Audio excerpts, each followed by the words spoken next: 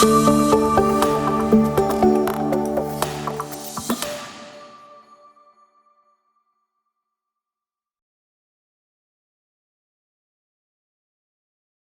thank you, Minister, for being with us today and taking the time to have this dialogue. You know, when I last saw you in February of 2019, we were at a conference on forced labor in Malaysia. And during that conference, you declared a war on forced labor on behalf of the Malaysian government, which was applauded certainly by industry. But can you kind of share with us how that crusade has been going since then?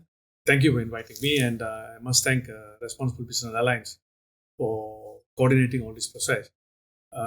When we had the conference in Malaysia in February 2019, it was one of the first important conference where the government openly declared a war on forced labor. I must say that my ministry and the government is really serious in it. We have got around tackling the issues as much as possible. We are as transparent as possible. We are open to audit. And the most important is we get to see results. And what do you see as some of the greatest obstacles to that goal? I think there are many industries which are already facing severe labor shortages. I think this must be recognized. So invariably, some of them sought to take undocumented workers, and that is where our biggest problem is. You have legal workers and you have illegal workers. And these illegal workers is where they do not have protection. They don't have that safe system of work, a safety net for them. And this is where exploitation can take place. And this is where now we're pushing this agenda of change so that employers, companies realize that in the pursuit of making money, you have the social and financial responsibility, not only to the company and to the people who are working, but to the world at large. And even though you may have done the best of product, it cannot be exported, or other countries may not import you. So there is this sort of barriers. So knowingly, unknowingly, they have to take care of this situation. And how do you view sort of the role of industry organizations like the RBA working with the Malaysian government? And can you share some of your vision in that regard? Rob, I think you all have been very involved with this. I thank you in the last 6 months, where we have got our the days the government knows best is over. So we need to have this kind of expertise. We don't have.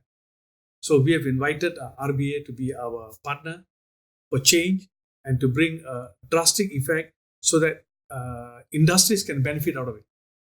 Industries cannot benefit unless there is a system to be given to them. And it must be given very honestly and in a workable fashion. And RBA and us collaborating together and getting it on the ground and getting it to the industries, I think that works fine.